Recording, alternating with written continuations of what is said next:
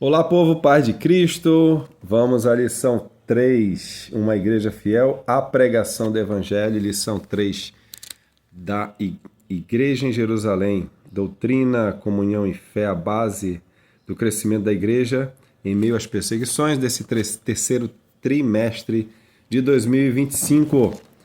A verdade prática diz que a verdadeira pregação bíblica consiste em dar testemunho de Cristo no poder do Espírito. O objetivo da lição de hoje é expor a importância da pregação das Escrituras, demonstrar como o Espírito Santo capacita a igreja a pregar com poder e autoridade e incentivar os alunos a pregarem uma mensagem de esperança fundamentada na palavra de Deus.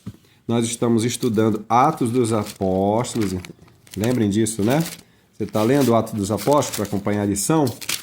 É isso aí. Então, hoje a leitura bíblica está baseada aí a partir de Atos capítulo 3, certo? Não vou ler o texto todo aqui para poder nós irmos ganhando tempo aqui no vídeo, né? Que é só um resumo aí da lição, tá? Mas eu acrescentaria o versículo 20. Esse aqui é fundamental, né? E não sei se intencionalmente ou não, faltou aqui nessa leitura bíblica, que é o verso 20, né? E envie ele a Jesus, ele, tá bom? Acabei esquecendo, escrevendo aqui, transcrevendo errado, né? Ele, Deus, tá bom? E envie ele a Jesus Cristo, que já dantes vos foi pregado, né? Qual é o contexto aqui? O contexto continua sendo ali aquela sequência, né? Da igreja em Jerusalém, descida do Pentecoste em Atos 2, aí a igreja está ali em comunhão, perseverando na doutrina dos apóstolos, na comunhão, no partir do pão, nas orações, no templo, em casa, louvando a Deus, caindo na graça do povo, a cada dia o Senhor acrescentando os que haviam de salvar-se.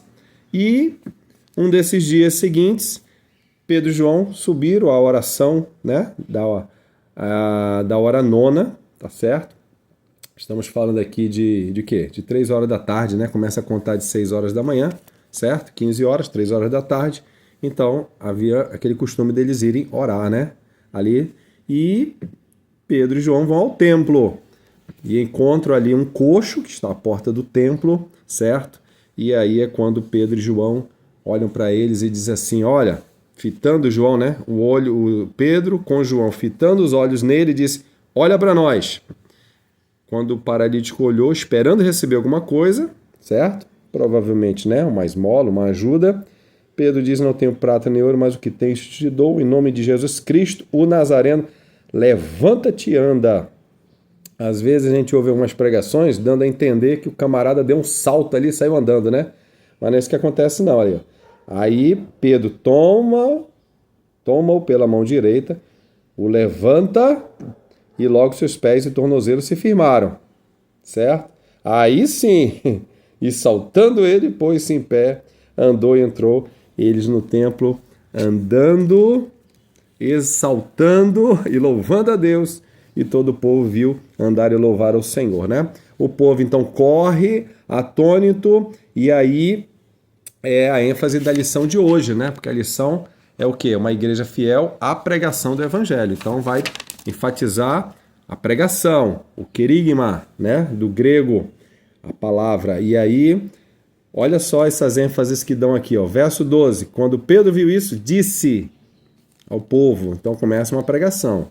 A fala, né? Eu quero também enfatizar aqui o verso 15, quando fala aqui, ó, mataste o príncipe da vida, o qual ressuscitou dos mortos, do qual nós somos testemunhas, certo? Então, falar, dizer, testemunhar, ok?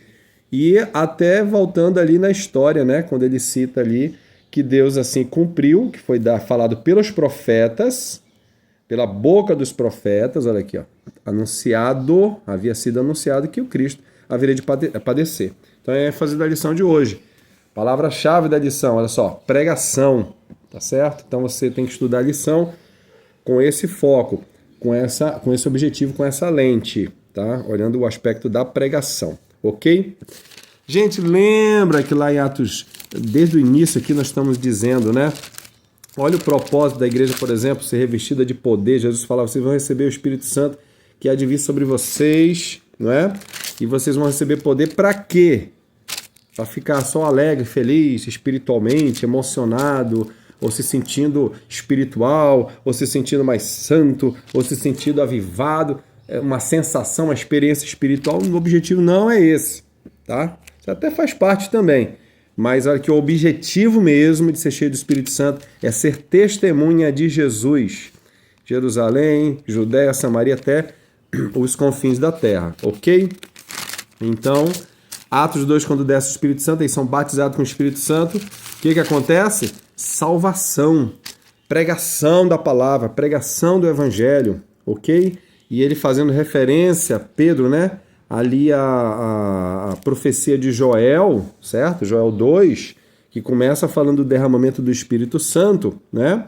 Ele desemboca em o quê? Olha aqui, ó, salvação. E acontecerá que todo aquele que invocar o nome do Senhor será salvo, certo? Agora, como é possível alguém invocar, certo? Alguém que você nunca ouviu falar. É o que Paulo vai tratar aqui em Romanos capítulo 10, ok? Olha lá, novamente a citação de Joel, Romanos 10, 13, porque todo aquele que invocar o nome do Senhor será salvo, ok? Como, pois, invocarão naquele que não creu? Você vai invocar em quem você não creu. Não tem como. Como vão crer em alguma coisa que não ouviram falar? Como vão ouvir se não tiver quem pregue? Então vem a ordem, né? E como pregarão se não houverem enviados, se não forem enviados? Então vamos lá. Qual é a ordem?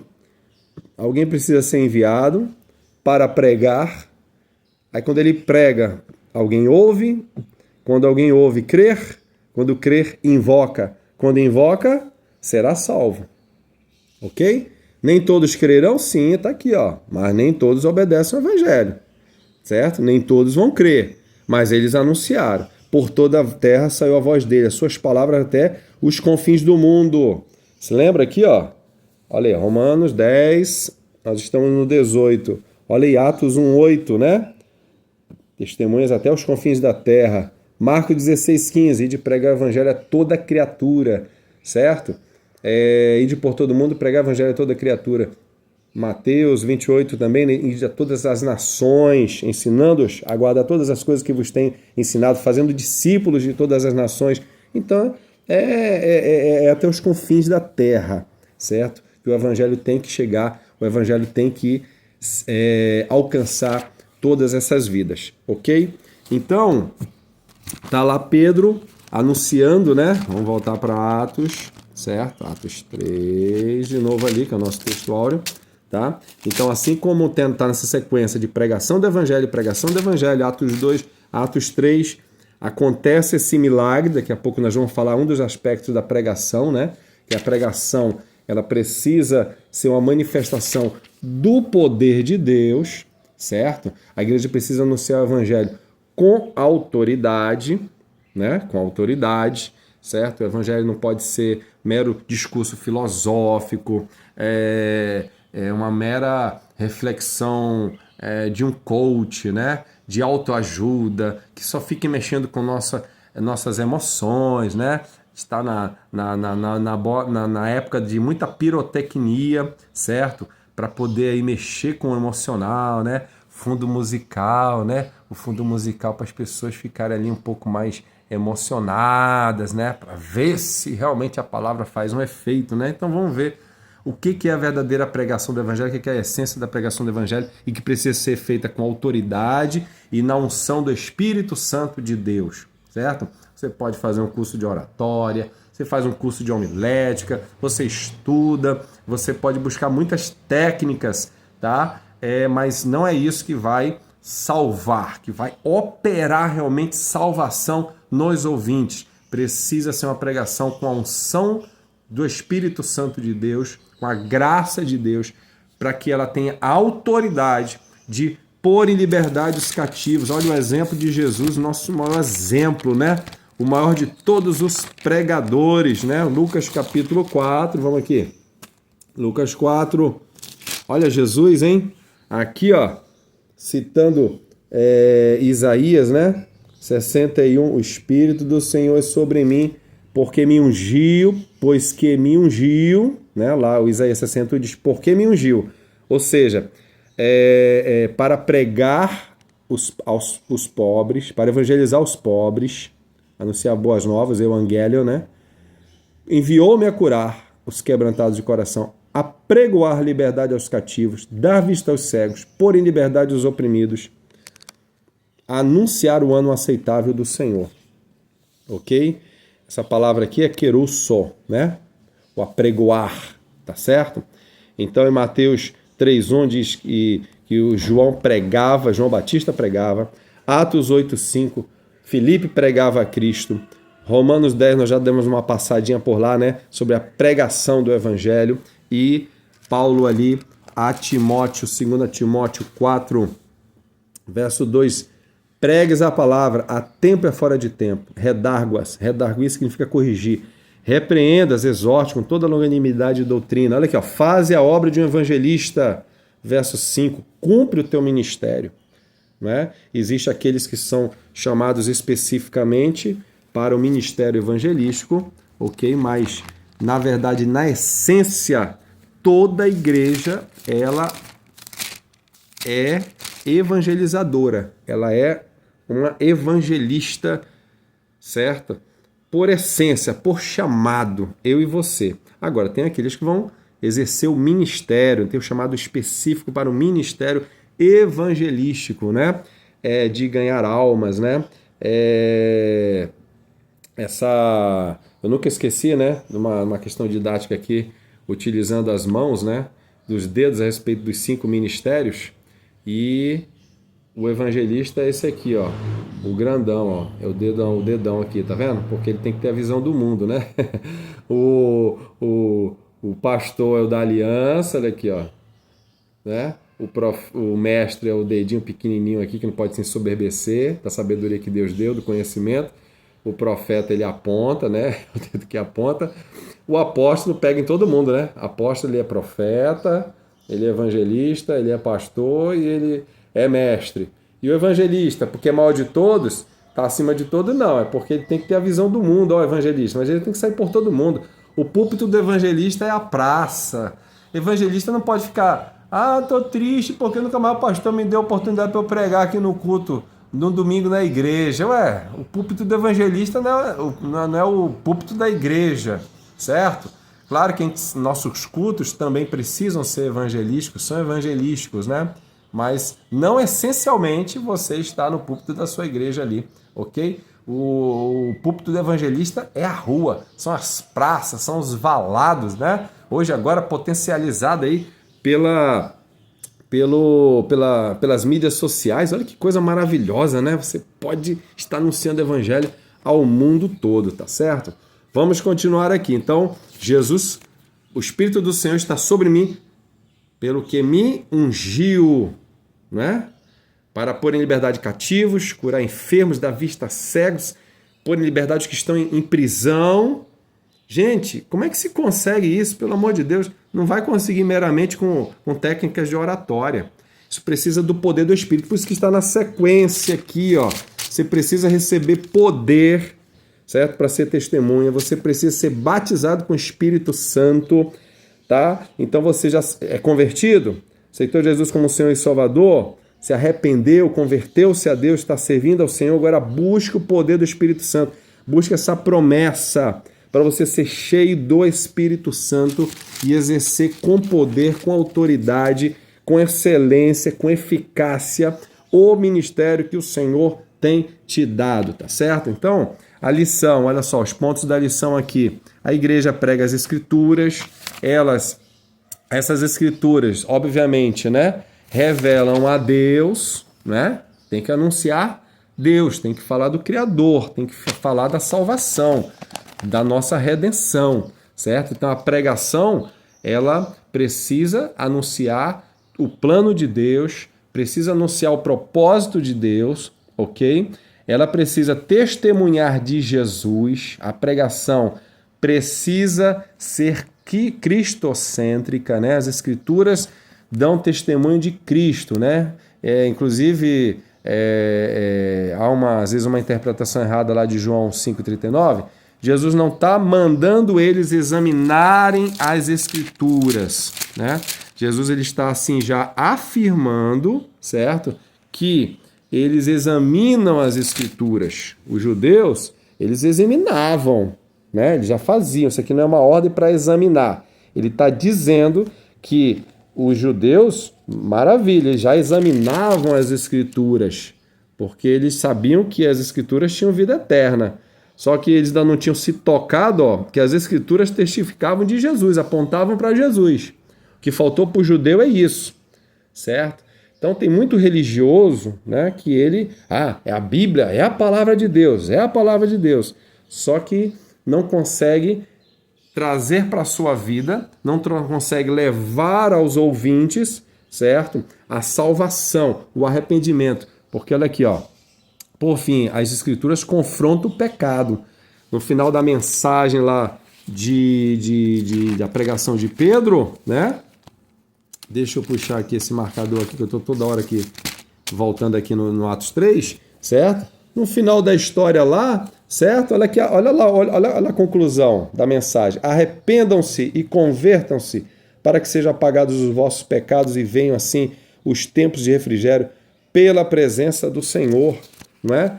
Então a mensagem, ela precisa operar esse arrependimento. Você lembra que inclusive eu falei de algo até antes do arrependimento ali, né?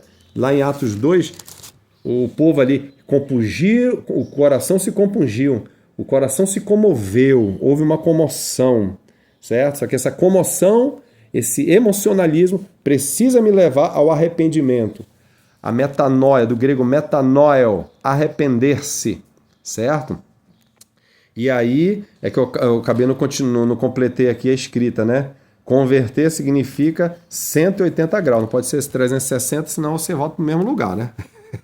Tem que ser 180, ok? É mudança radical. Você está indo para o inferno, vai passar a ir para o céu. Você servia ao diabo, vai passar a servir a Deus. Você servia a carne, ao pecado, vai passar a buscar as coisas do Espírito. Buscava só as coisas da terra de baixo, vai passar a buscar as coisas do alto, certo? Então a mensagem do Evangelho precisa confrontar-nos quanto ao nosso pecado, tá?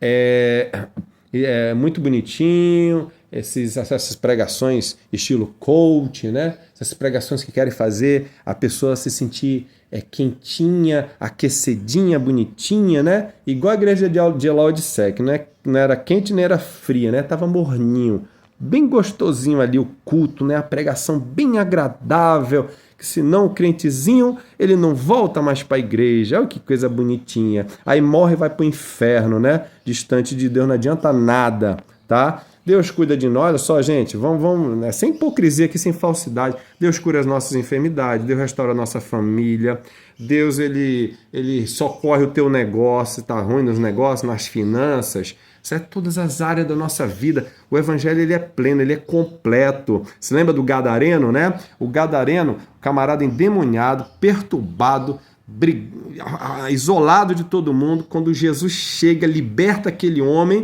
o que acontece? Aquele homem doente emocionalmente, psicologicamente, espiritualmente, ele está ali agora quieto, em paz, sentado, ouvindo Jesus falar. Ele quer seguir Jesus, não é? As pessoas se espantam, ele é curado, ele estava nu, passou a ser vestido. Olha como o Evangelho ele é integral, né? Olha como ele alcança a pessoa integralmente. Mas é o poder do Evangelho, o Evangelho sendo pregado com poder, certo? Não adiantava chegar com aquele gadareno enquanto ele ainda tivesse ali endemoniado, enquanto ele não tivesse liberto ainda, enquanto ele não tivesse ainda arrependido, convertido-se a Deus, não adiantava colocaria a roupa nele, ele rasgaria. Coloca ele dentro da família, ele mata todo mundo e bate em todo mundo. Bota ele de volta na sociedade, ele volta a fazer as coisas erradas, certo? Então, primeiro, o indivíduo tem que ser transformado internamente, tem que haver a mudança interna. A verdade tem que libertar. Tá? A luz do Evangelho tem que resplandecer nessas trevas aqui. Aí sim eu posso receber uma casa nova, uma família nova, um emprego novo, um carro novo, tudo novo, Porque aí eu vou usufruir realmente do que Deus tem me dado, certo? Eu vou multiplicar aquilo ali, aquilo ali vai ser bênção na minha vida e na vida ao redor. Agora, você mete dinheiro na mão do camarada que não se converte, certo? Esse dinheiro vai se tornar mais ainda mamon na vida dele, mais ainda vai afundar a vida dele, ele não vai repartir nada com ninguém, vai continuar sendo egoísta, vai continuar sendo ranzinza, vai continuar sendo materialista, não adianta nada. Então o evangelho primeiro tem que operar essa libertação, essa mudança no indivíduo. E, irmão, Deus dá todas as outras coisas, tá certo? E aí vem ali no discipulado, vem ali no dia a dia na vida do crente, ele receber as bênçãos de Deus. Aí já são os acessórios. A essência é isso aqui, ó. A essência é isso aqui. Receber, ó, tempos de refrigério pela presença do Senhor. Receber a Cristo Jesus, que antes foi pregado. Tempos de restauração de tudo. Louvado seja o nome do Senhor, tá bom? Então a igreja, ela prega no poder do Espírito, é o ponto 2, né? O Espírito capacita o mensageiro, estamos falando isso o tempo todo, desde a lição passada, tá bom? Então pregar e anunciar a mensagem de Deus com autoridade, na unção do Espírito, tá bom? Só para que... tá, aqui ó, aproveitando esse momento aqui, isso, esse ponto aqui, isso aqui eu queria chegar aqui, porque eu quero ir lá em Coríntios, lá com vocês, lá a respeito da pregação de Paulo, né? O Espírito glorifica Jesus, olha só, da mesma forma, qualquer pregação que tira o foco de Cristo e coloca o homem no centro, não é uma pregação bíblica, isso não passa de um discurso humano. Olha só a mensagem do apóstolo Paulo para nós, aqui em Coríntios. Olha só, que coisa tremenda, né, gente? Aqui, ó. Coríntios, né, capítulo 1, verso 1. Na sabedoria de Deus, o mundo não conheceu a Deus pela sua sabedoria. A Deus salvar os crentes pela loucura da pregação, né? A palavra da cruz é loucura para os que perecem, mas para nós somos salvos o poder de Deus. Pregamos a Cristo, poder de Deus e sabedoria de Deus.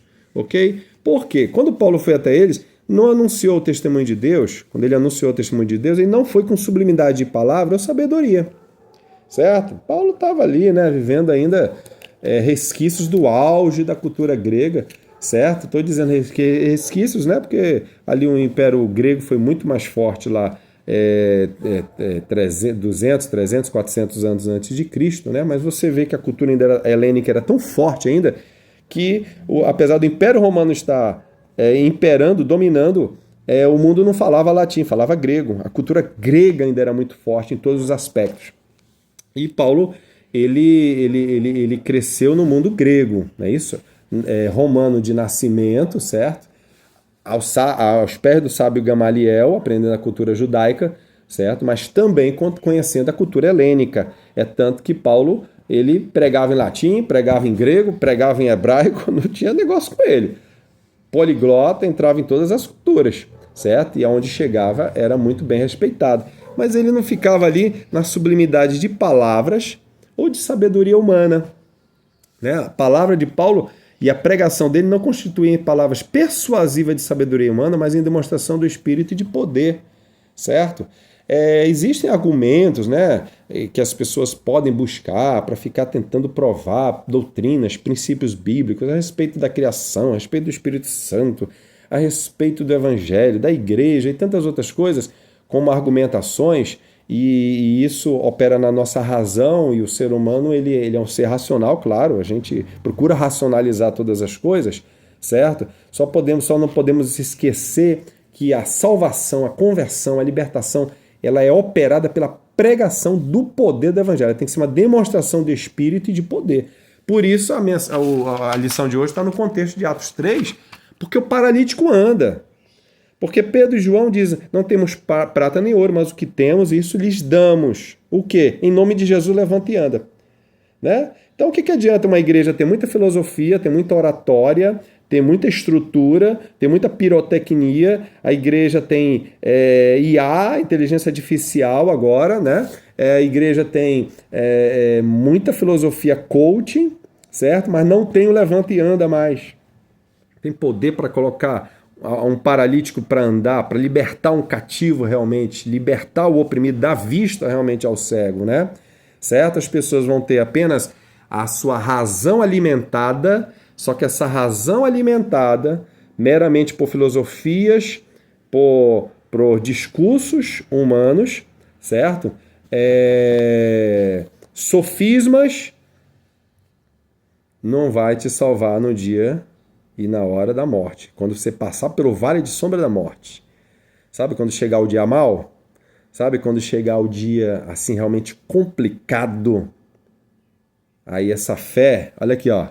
Essa fé vai estar apoiada somente em sabedoria humana. Não vai estar apoiada no poder de Deus.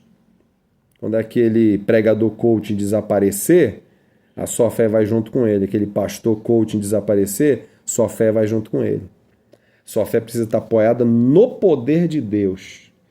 Certo? No Espírito Santo de Deus. Onde há o Espírito, há liberdade. Né? Deus é Espírito. Onde há o Espírito, há liberdade. Por isso que o contexto de Atos é todo baseado na ação do poder do Espírito Santo. É fundamentado nisso. Tá? A eficácia da querigma, da pregação do Evangelho. Certo? Nós estamos, olha o ponto 3 aí, ó. Assim como naquela época, a sociedade continua indiferente e insensível, não é? Ao reino de Deus, aos céus, ao que é espiritual, tá? Nós não podemos nunca nos iludir achando que a humanidade está muito bem, obrigado. Que a sociedade está ali buscando a Deus, né? Que a sociedade está buscando o reino de Deus. Não. A nossa sociedade ela não busca o reino de Deus. A nossa sociedade ela está distante de Deus, ela está perdida, ela é afastada do Evangelho de Jesus Cristo, ela é afastada das coisas espirituais. Por isso que a cada dia mais e mais ainda as mazelas, a maldade, a perversidade, a violência, a corrupção, a mentira, a idolatria, não é? A falta de amor, a falta de paz, a injustiça, certo? Ela cada dia se torna mais e mais visível, mais e mais externada, mais e mais dominante, porque é uma sociedade que está decaída, está distante de Deus. Ela continua necessitando da pregação do Evangelho. Eu e você viver o Evangelho, viver a pregação do Evangelho e anunciarmos o Evangelho, tá certo? Então, até que chegue os tempos de refrigério, até chegar a restauração de todas as coisas, como nós vimos aqui em Atos capítulo 3, que é a nossa leitura bíblica, ok? Então, Jesus falou, ide por todo mundo, pregar o evangelho a toda criatura, né? Marcos 16:15, certo? Marcos 16:15, pregar o evangelho, certo? Vamos parar de falar de nós mesmos, vamos parar de perder tempo só falando de política, só falando de outros assuntos, certo? O nosso púlpito é para pregar o Evangelho, anunciar o Evangelho. Não é para eu subir no púlpito para ficar contando minha história, as minhas experiências pessoais, a minha vida, e não sei o quê, não. Para pregar o Evangelho, certo? O Evangelho. E o Evangelho é Cristo. Jesus, quando ressuscitou, né? Aqui, ó, finalzinho de Lucas, ressuscita.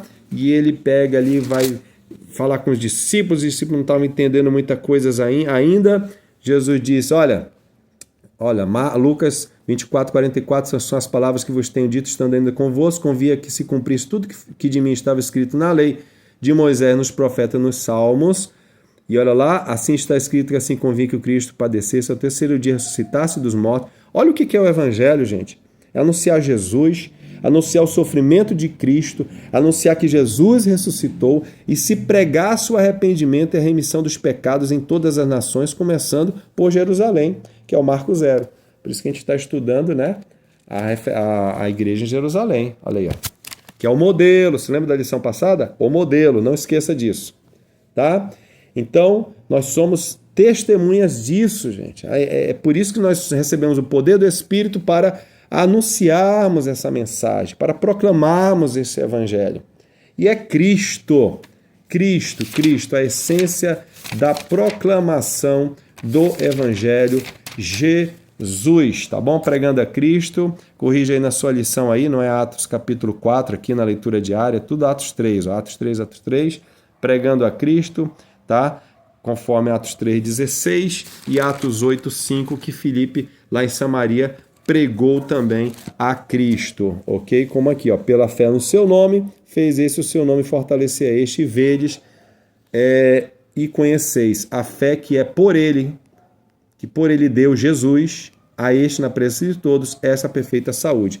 Olharam para Pedro e João, aí ele, não olha para nós não, certo? Como se por nossa própria virtude ou santidade foi feita alguma coisa, não. É no nome de Jesus, o Filho de Deus. Ele que tem que ser proclamado. Atos 4, em nenhum outro há salvação, porque também debaixo do céu nenhum outro nome há dado entre os homens pelo qual devamos ser salvos. Não há, certo? Não é Pedro, não é João, não é Maria, não é qualquer outro nome. Somente o nome de Jesus Cristo o Nazareno, Atos 4, tá bom? Então, guarde essa mensagem para uma reflexão, para uma mudança dentro de nós, né? Para que nós busquemos o poder do Espírito Santo de Deus. Olha só, guardar a mensagem no sentido dessa introspecção, dessa reflexão, dessa mudança que tem que acontecer em mim como crente, como igreja, para eu transbordar, para eu ser cheio do poder do Espírito Santo e anunciar por todo mundo o Evangelho. Anunciar a toda criatura com autoridade, com poder, anunciar a Cristo, a mensagem cristocêntrica, que conduz as pessoas a Deus. As pessoas não podem ser conduzidas a mim, as pessoas não podem se tornar minhas seguidoras, nem da tua nem da minha denominação. Não adianta nada as pessoas simplesmente se tornarem Eita, não vou tentar falar essa palavra não, né? Se tornar apenas seguidoras da denominação, tá certo? Daquela religião específica ali, daquela denominação, tá bom? Institucionalizadas a tal ponto de que não servem a Cristo e aí tudo é só instituição, tudo é só cultura, tudo é só tradição humana. Não pode, tá certo? Tem que ser levadas a Cristo, ao reino de Deus. Tem que estar acima de tudo nas nossas vidas. Compramos o índio de Jesus, né? Ide por todo mundo e pregai o Evangelho. Só aí não adianta também não. A essência é pregar o Evangelho. O que dá sentido ao ide é pregarmos o Evangelho. Tem muita gente que saiu perambulando pelo mundo e não está levando nada a ninguém para lugar nenhum, certo? Nós temos que levar a Cristo e a este crucificado, porque é o que salva, é o que liberta, é o que nos reconcilia com Deus e nos dá a vida eterna. Deus em Cristo Jesus nos abençoe.